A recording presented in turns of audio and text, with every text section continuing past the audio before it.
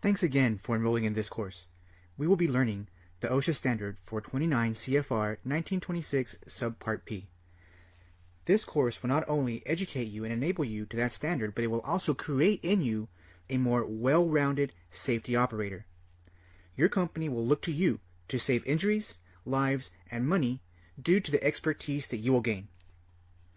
Think of the psychological effects of worksite accidents. Think of those effects on not just your fellow workers, but on your spouse or your child. Imagine them seeing you injured, in pain and suffering. We all have families and responsibilities. Saving you the pain and suffering is my goal in this course. Let's avoid the negative effects that prohibit us from enjoying life due to injuries and accidents sustained on the job. There are many effects to even just witnessing an accident or witnessing a cave-in. Imagine seeing your colleague being pulled, his or her lifeless body, from a trench cave-in. After that's cleaned up, the job still keeps going, and now you're going to be asked to get into that same trench. Use the tools in this course to avoid any type of situation that's going to place your life at risk when getting into that trench, or any type of situation that might exist at all on the job site. This course will enable you to do so. I look forward to seeing you in the next lectures. Take care, and God bless.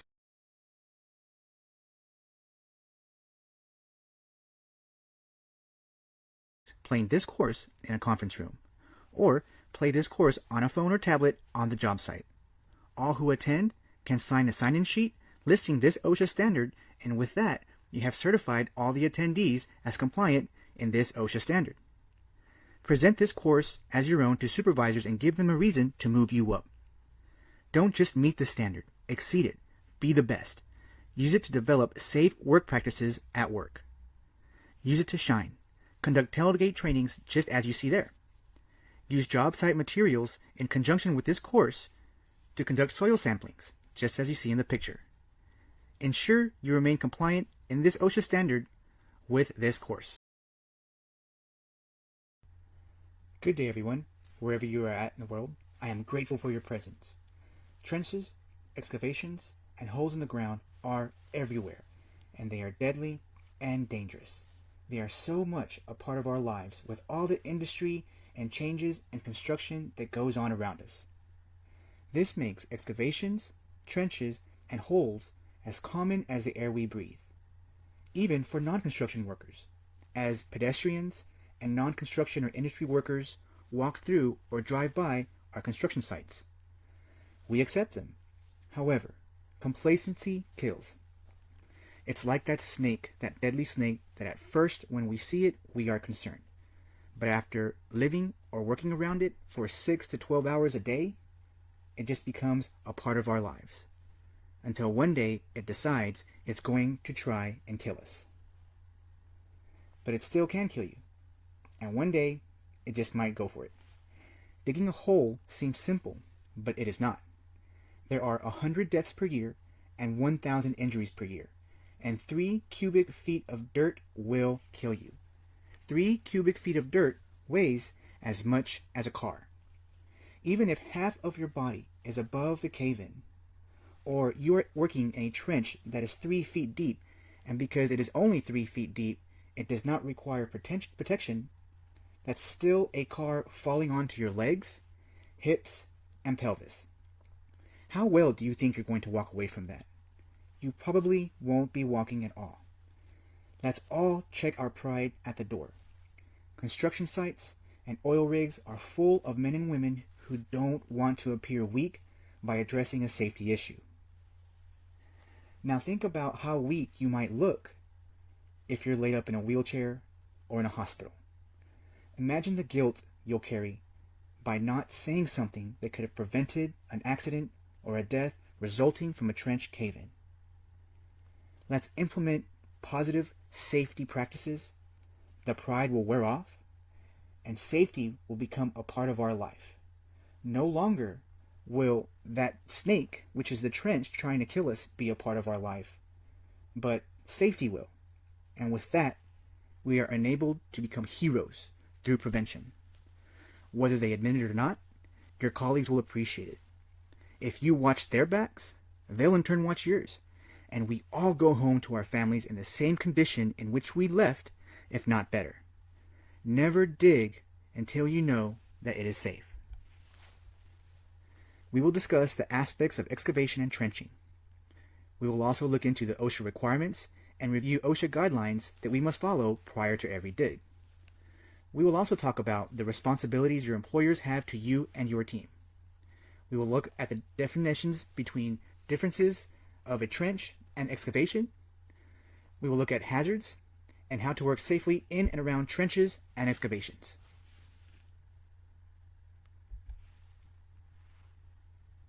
We will conduct soil testing. We will look at the general requirements for soil testing. Also, the mobile equipment operating near and around the trench, underground utilities we may encounter, what to do before we dig, and the competent person.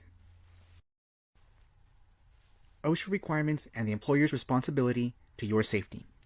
If an employer uses you to make money for them, then your employer has a responsibility to keep you safe as you do so, as well as the leadership in which your employer entrusts to implement and confirm your safe working practices and safe policies on the job site.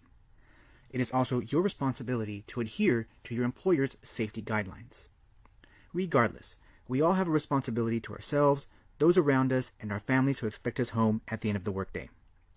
We have a responsibility to work safe so that we all return home in the same manner, if not better, than when we left. We will discuss what the standard says. We will talk about protection systems, the atmospheres or air quality that may exist within a trench. We will also talk about what the employer has to provide to the employee. We're going to gain a rock-solid foundation on the basics and definitions of trenches and excavation, as well as an overview of general safety. OSHA 1926 Subpart P applies to all open excavations in the earth's surface and requires that all workers in and around trenches and excavations must be protected from hazards that can occur in the operation. If there is a dig, if the earth must be opened up, OSHA requires that employers provide their employees with protection when entering into a trench. OSHA requires the employer to adhere to the guidelines within the 1926-651 and 1926-652 of the Subpart P standard. Take a look at the picture below. A dig is about to be conducted.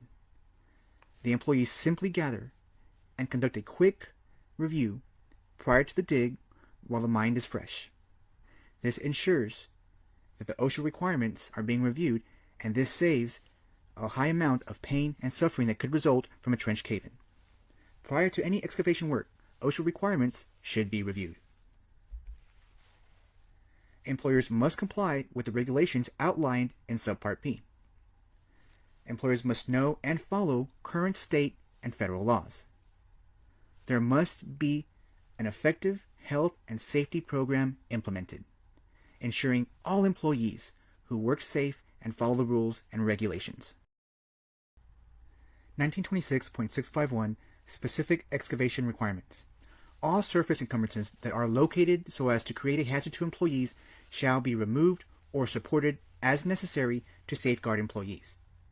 We must determine the location of underground utilities before we dig. It is the employer's responsibility to ensure that there is an adequate means of entering and exiting the trench, as it is the employee's responsibility to ensure that the employer provides that adequate means of entering and exiting the trench. Equipment operating near the opening must have a warning system.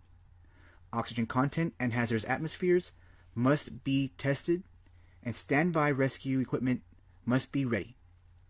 So, pay attention to the first bullet, the two highlighted words. Here we see a hierarchy of how we are to address hazards that exist with trenches and excavations. First, we need to apply the STIR principle, where we stop, think about hazards that exist, identify them, and then rectify them. The standard gives us the hierarchy in which we are to address the hazard. As it states in the two highlighted words, first, can the hazard be removed?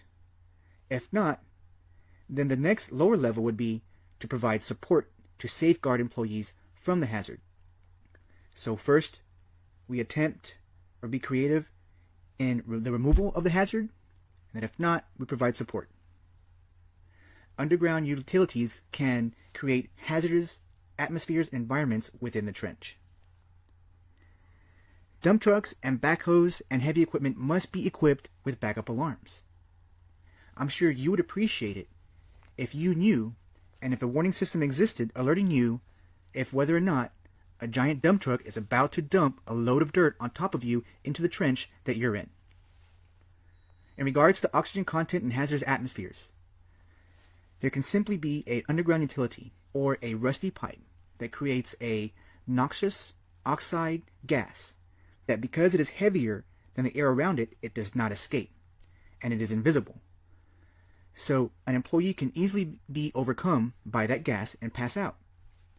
And men and women who want to help, what do?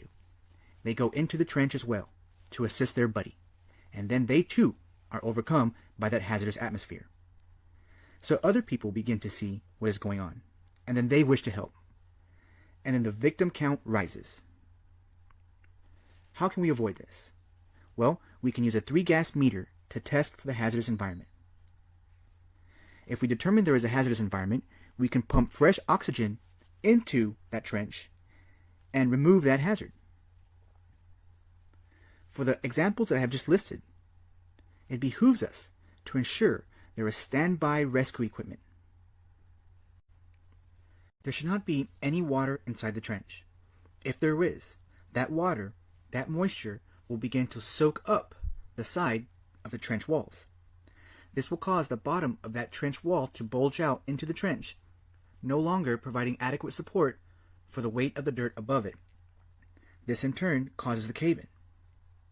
Water in a trench is also indicative of a utility line that may be broken, creating a hazardous atmosphere, or it could be indicative of a possible drop-off in the trench that a worker cannot see, or a utility line that can suck the worker into it. The stability of adjacent structures must be checked by an engineer, and we are not to excavate below the foundation or retaining wall of an adjacent building or structure, unless the excavation is in stable rock or approved by an engineer. Also, we don't excavate under sidewalks or walkways. Imagine working underneath a sidewalk that is right above your head, where workers and possibly even heavy equipment may be trafficking on. Walkways must have guardrails, and those walkways must be provided over trenches and excavations. The bottom of trenches and excavations have things that can hurt us: hazardous atmospheres, rebar, utility lines. And oftentimes we have to cross over a trench to get from one point of a job site to another. Ensure an adequate walkway with the guardrail to prevent somebody from falling into the trench and possibly impaling themselves on a piece of rebar, or becoming overcome and passing out due to a hazardous atmosphere that may exist inside the trench. We need to inspect trenches daily.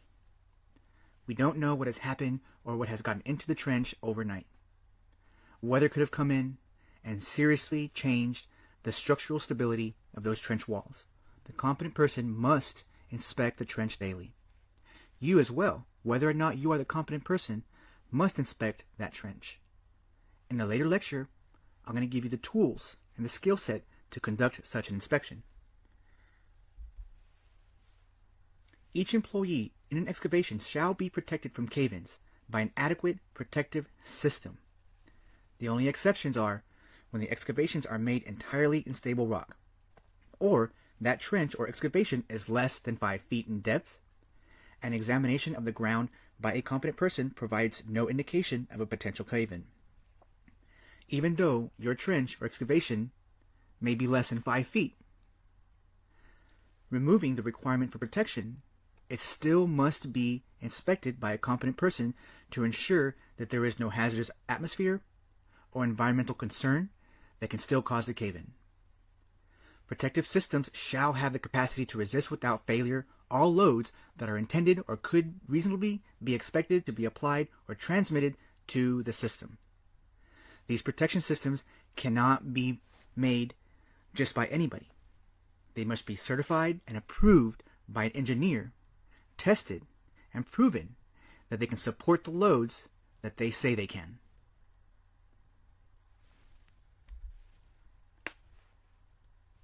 All trenches are excavations, though there are differences. An excavation is any man-made cut, cavity, trench, or depression in an earth surface formed by earth removal.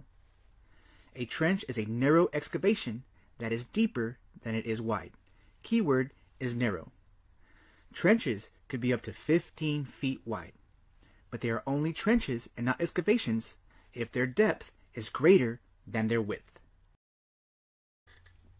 Let's take a look at this job site.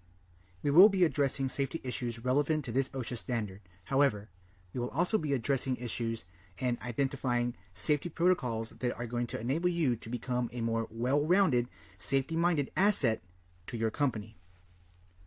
I can appreciate first and foremost how the trench box extends well above the opening of the trench. That is a good example of exceeding the standard.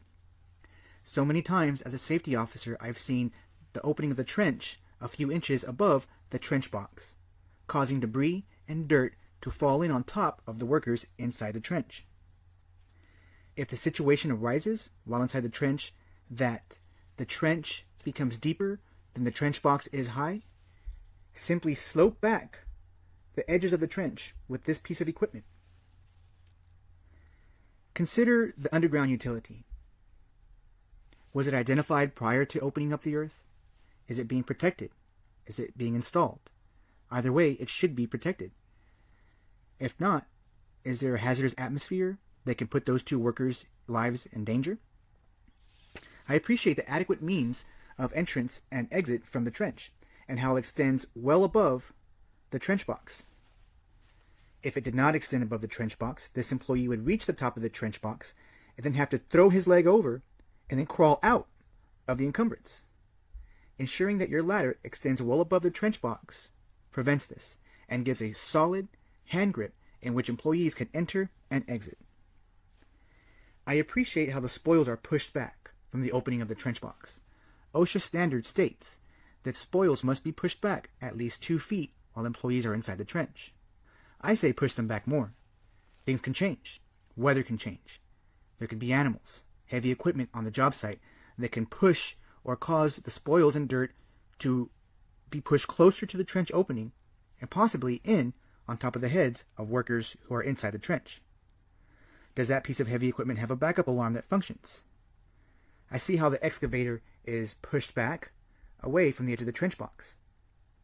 I also see how the dirt has been filled in as this trench begins to be dug more this way. My concern is this load and anything that might fall on top of the employees. It is a standard that we are not to allow ourselves or employees to work under moving loads. Is that driver wearing a seatbelt? Does the machine have a backup alarm? Now, these safety issues that I'm pointing out, other issues like ensuring that the piece of heavy equipment is not leaking any type of fluids, these are not my opinion. These are all OSHA standards. And applying them to your job site will ensure years of success on the job site. I also appreciate the employee personal protective equipment. They are wearing brightly colored safety clothing to identify themselves to the driver of this heavy equipment and any other pieces of heavy equipment that might approach the trench for work. Also, as conditions change and the heavy equipment may move closer to the employees, the risk of being struck by a rock or a spoil on the head of the employees rises. So I appreciate the hard hat. These are just some issues, aside from the OSHA standard, that I would like for you to consider, that again, will make you a safety-minded asset to your company. Yes, we are addressing the OSHA trenching, excavation, and soil mechanics standard, but these additional issues are also standards by which you can enable yourself to grow and earn more money. Thank you for sticking with me this far. You're almost done. It is your employer's responsibility to adhere to the safety guidelines and regulations outlined in this subpart. You too must comply with any guidelines that your employer has in place to ensure your safety. Employers must follow federal and state laws and guidelines and have a safety program currently in place, ensuring that all employees are working in the safest and most healthiest manner possible. In addition to that safe working environment that your employer must provide to you, your employer must also provide items such as personal protective equipment, tools, rescue equipment, and anything else you need to stay safe on the job. You, in turn, have a serious responsibility to your employer in following the guidelines that your employer sets so that you get home to your family in the same condition, if not better, than when you left. I know oftentimes adhering to these new guidelines or working practices may be tedious or inconvenient. I ask and I challenge you to get into the habit of adapting and overcoming and getting used to those safety guidelines.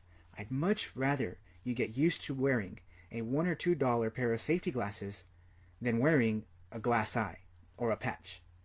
If you are not in the most effective position to secure your paycheck through working and operating in the safest manner that you can, you're cheating yourself, your health, your workers and colleagues around you, and the family that depends on you to provide for them. If there is no safety program in place, this is your time to shine. Use this course, download it, and use its resources to be a trendsetter and establish a safety program where none previously existed.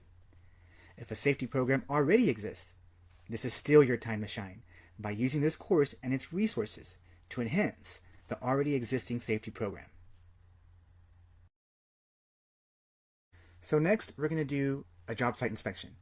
I'm placing it at this point of the course so that we can get our cognitive juices flowing for the remainder of the course, and also maintain those cognitive juices flowing for other OSHA Safety Pro Series courses. In regards to leadership, before I address a safety issue, whether I'm a safety officer or whether I'm just tying rebar or breaking concrete, I'm going to highlight the good things that my colleagues and supervisors are doing before I bring up the safety issue. Put yourself in their shoes. If I came up to you and started barking at you all the things that you're not doing right, you would be less inclined to accommodate the safety issues that I'm addressing with you. However, if I highlight what you're doing good and then bring up the safety issues, you're going to be more inclined to address the safety issues that I'm requesting you to look at if I've already brought up the great things that you're already doing and highlight what you're doing well already.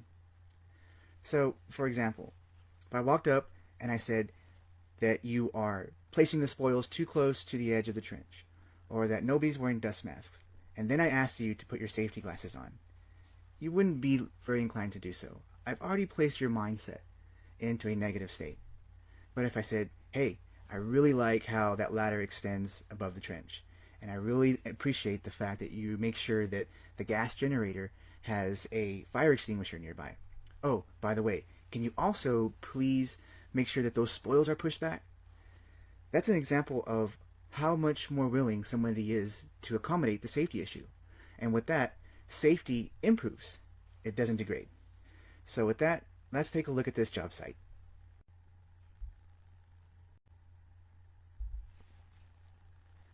So take a second and observe this photo. Look at safety hazards that you think exist. Consider hazards regarding trenching, excavation, and soil mechanics. And also consider the general safety hazards in addition to that standard that you might think exist. So to highlight the successes before we begin to ask the supervisor of this job site to make changes, I'm going to inform him of a few things that I think he's doing right. Let's take a look. Good job. That ladder extends 3 feet above that trench box. That will enable easy access and exit to the bottom of the trench, without the worker who's getting in or out having to crawl out on his hands outside of the trench. He can maintain a firm grip and easily pull himself up out of the trench. I appreciate the hand and arm signals the gentleman is using to direct traffic. Hand and arm signals are really good when conducting traffic control, because the field of view for a driver can be confusing at times, and the driver can also become complacent to all that's going on in his or her field of view. Hand and arm signals alert the driver to the presence of a real life human being out there on the roadway. I would then ask the supervisor to consider pushing those spoils back at least a couple of feet from the edge of the trench box. I would not like to be in that trench, and I would not like for you to be in that trench with dirt and spoils falling in on top of your head, as you see there. As well, there's a dust hazard. Now, dust is dust, I get it. But look at the utility line. Look at the manhole that this job site is working on. Are there chemicals because of that manhole? Is it a repair job on an existing utility line, or is it a new utility line? That manhole and that utility leads me to believe that there is chemicals, concrete silica, or maybe fecal matter in that dust that's been excavated. Now, that fecal matter, that dust-filled chemical, the fecal matter that exists in that dust is now being breathed in by workers and is sticking to the inside of their lungs. What other issues do you see? We will discuss what causes the hazards that create cave-ins. We will also discuss the existing confined spaces of a trench and other confined spaces that affect our safety. We will discuss the specific hazards that exist and how to identify them, what causes these hazards, and how to avoid them, and what is a confined space and why it is a hazard. An above-average employee or safety officer stops and assesses every situation he or she walks into. This safety protocol is a responsibility everyone should employ. I implement the STIR method, S-T-I-R. When walking onto the job, I stop for a second. I look around, and I think, what here can hurt or kill me? I then identify what here can hurt or kill me, and then I take action to rectify or fix, removing the hazard, applying administrative controls, or what I can do to protect myself and my fellow workers against it. That's the STIR principle, S-T-I-R. Cave-ins. Trenches do not have to be deep for accidents to occur. Serious injuries occur in trenches less than 5 feet deep.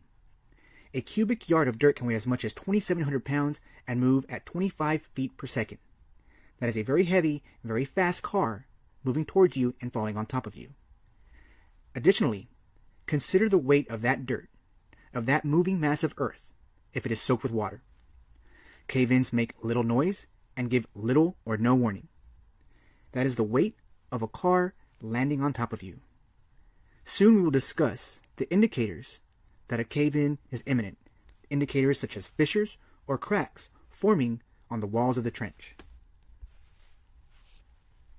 Some causes of cave-ins include vibrations from equipment or traffic in the area. Those vibrations will then cause fissures or cracks in the trench wall. The weight of equipment near the trench edge. The weight of that dozer or that front end loader is pressing down upon the earth. That weight goes into the ground and pushes out the path of least resistance, which is the bottom opening of the trench or excavation. That trench wall begins to belly out due to that weight that that piece of machinery is applying onto the earth. When the bottom wall of the trench begins to belly out, it can no longer support the weight of the dirt on top of it, creating the cave-in. The same effect can be caused by the weight of excavated dirt or spoils near the trench edge. Poor or loose soil conditions. And again, rain or water. If more than one of these conditions exist, a cave-in is imminent. Confined space. What is a confined space? According to 1926.1201 and 1910.146, a confined space is a space not designed for workers, though a worker may enter it to perform a job. Is a hole in the ground a space designed for a worker? I don't think so. It is a space limited by means of entry or exit. Can we easily enter and exit trenches and holes in the ground?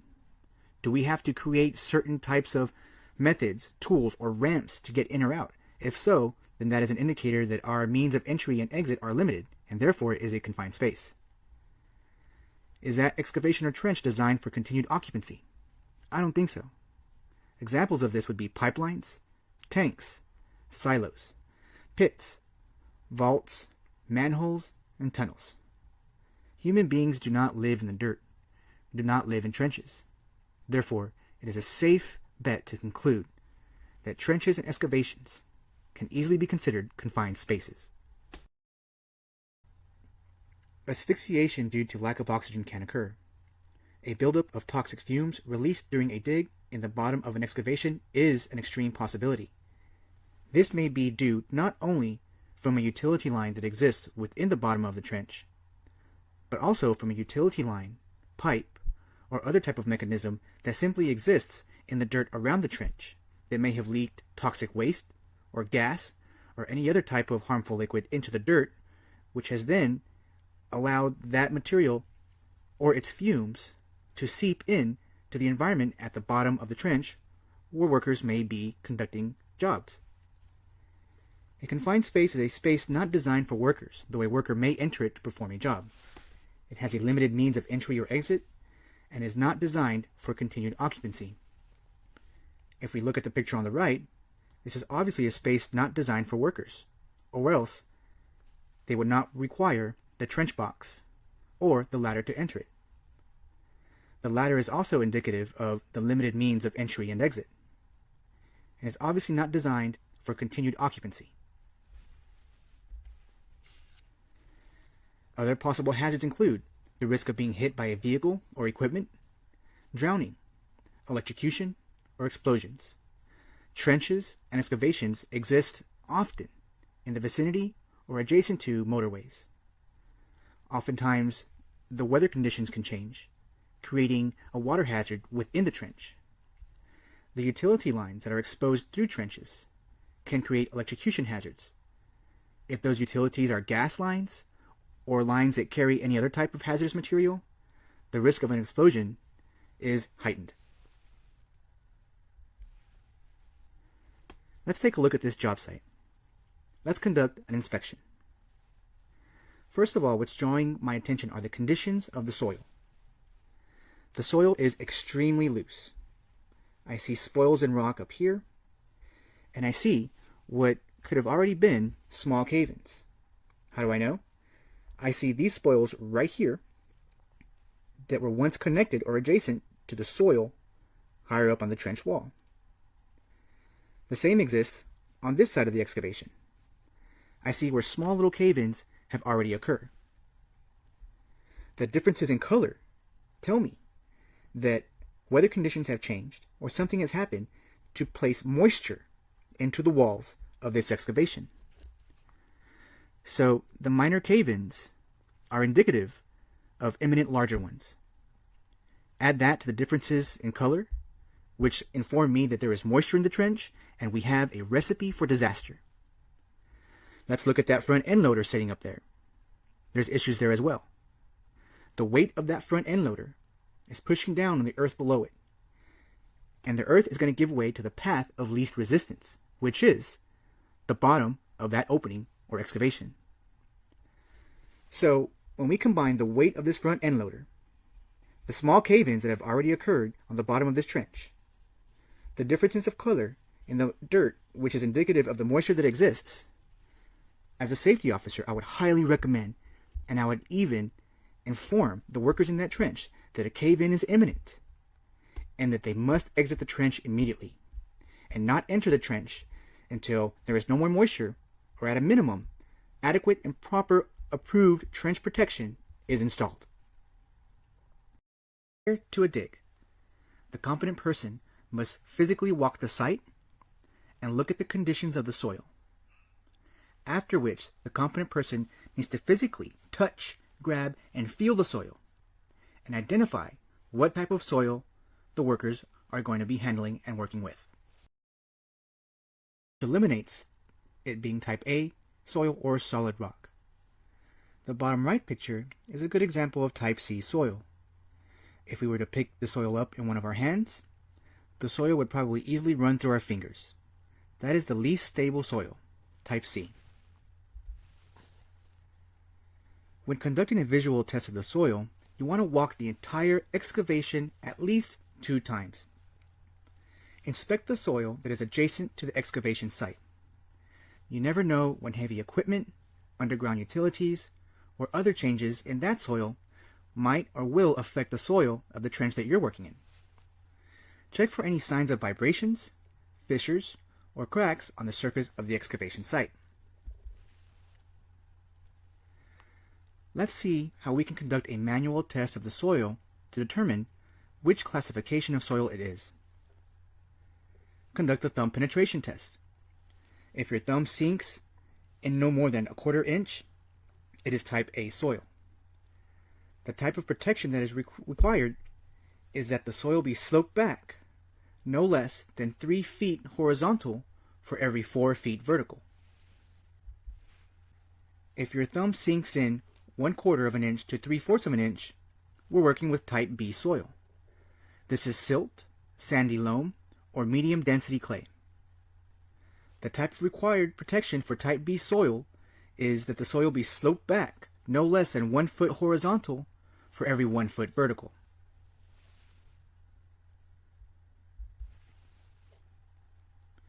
Moving on, again with a thumb penetration test. If your thumb sinks into that soil 2 inches or more, we're dealing with type C soil. This is the least stable soil, and is usually gravel, loamy sand, or soft clay. We must slope that trench back no less than 6 feet horizontal for every 4 feet vertical. Now that you're getting an idea of which type of soil classifications are identified and how you can tell what type of soil it is, here are some other soil tests.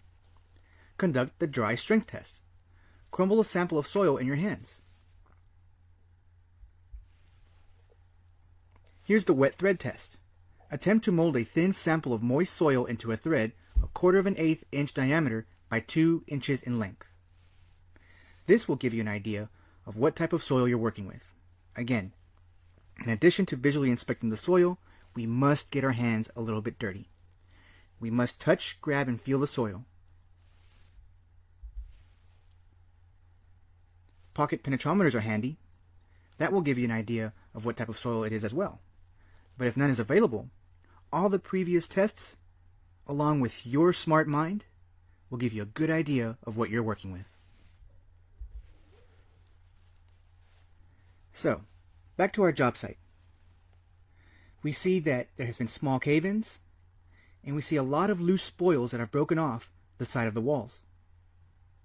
This should give us an idea of what type of soil this is. We can tell that due to the discoloration and the small minor cave-ins causing that discoloration and the spoils inside that trench, in addition to that front end loader on the top of that excavation, can give us a clue of what type of soil it is based on those conditions. It's pretty safe to say that that is not stable rock or type A soil. The fact that there has been small cave-ins and there's a lot of loose spoils inside that trench, inside that excavation, is leading us to believe that it's either type B or type C soil. I'm going to say it's type C. That soil just looks way too loose to be anything other. If I was to pick up some of this soil here, or some of this soil here, or grab this soil here, it would probably run through my fingers pretty easily. If I jumped in that trench and did the thumb penetration test, how far do you think my thumb would penetrate into that soil? At least this much right here. So as a competent person, my educated guess, and my professional opinion, is that we are working with type C. In this section, we will learn what to do before you dig. We will understand the different types of soil protection and identify which types of soil require which type of soil protection. We will also address underground utilities.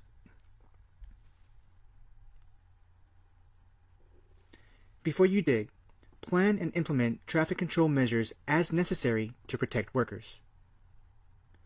Air quality and atmospheric testing of the trench must be conducted to determine if whether or not harmful gases may build up or have built up at the bottom of trenches as a result of damaged utilities or pipes. Workers must be protected from atmospheric contaminants, oxygen deficiency, toxic vapors, fumes, or gases. If hazardous fumes exist or may exist, adequate ventilation and rescue equipment must be provided and ready to use at the site.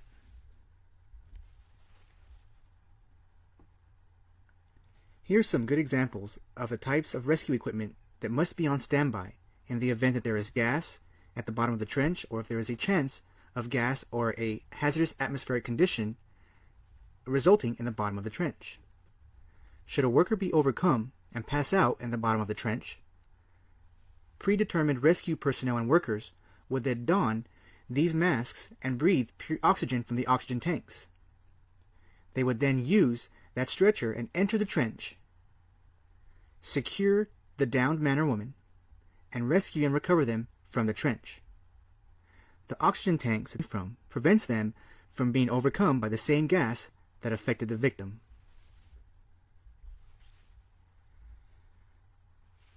All underground utilities must be identified and marked by calling pound 811 to locate underground utilities. Once located, they must be protected, supported, or removed while the excavation is open. Immediately notify utility operators if an underground utility is damaged. If utility damage results in the release of gas, call the utility operator, emergency services, or 911 if necessary.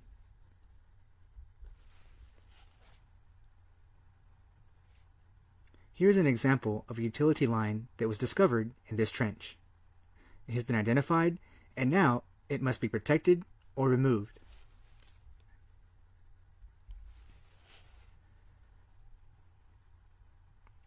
Let's talk about trench protection. In this trench, we see that the walls of the trench have been sloped for the protection of the workers working inside the trench. We see here that the spoils have been moved 2 feet away from the trench opening.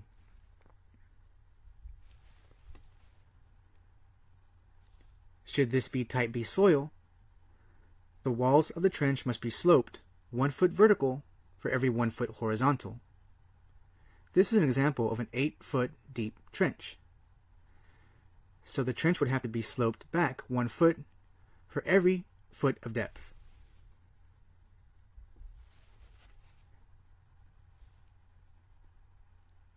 In cohesive soil, we would use benching.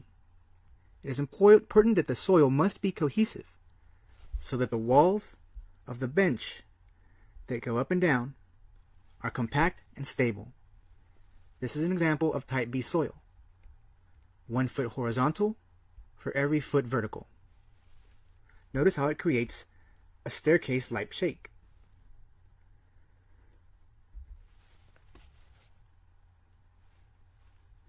Here's another good example of trench protection. These workers are using a trench box. I highly appreciate their use of this trench box and how it extends well above the trench opening. I also appreciate the means of entry and exit with the use of this ladder and how it extends at least 3 feet above the trench box. This allows the worker in the trench to easily escape or exit the trench box without having to climb out of it.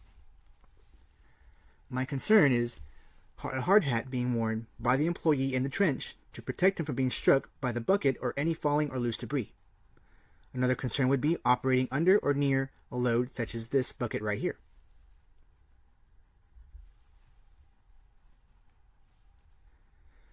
Workers must stand away from vehicles being loaded to avoid being struck by equipment or spillage. All workers on an excavation site must wear hard hats. All equipment must have an operational backup alarm. Appropriate walkways with guardrails must be provided for trenches that are being crossed. That walkway must have guardrails and be able to support the weight of anybody walking over the trench. No leaping or jumping over trenches or using a flimsy small 2x4 to traverse a trench. Must be an adequate walkway with guardrails. Choose the appropriate type of excavation protection according to the OSHA standard, sloping or benching, or for trenches greater than 4 feet, utilize a trench box or shoring. And regarding trenches greater than 4 feet, ensure that you have a ladder as an adequate means of entry and exit into the trench, and that the ladder extends at least 3 feet outside the top of the trench. That ladder must also be within 25 feet of any workers working within that trench or excavation. Never use a ladder that is broken. Also, never enter a trench that has water in it. Ensure that there is a pump on standby to pump out any freestanding water. If you decide to use an earthen ramp to enter or exit the trench or excavation, that earthen ramp must be designed by a competent person, and it must be designed in a manner that allows workers to enter and exit the trench normally walking upright. No crawling or laborious acts to try to pull themselves in or out of the trench. The workers must be able to easily walk in and out of the trench. After any rain, at the beginning of a shift, when there's any changes to the trench, or at the beginning of the workday, are all times when the trench must be inspected by the competent person. There may be multiple shifts throughout a single day. Therefore, the competent person must inspect the trench prior to each shift.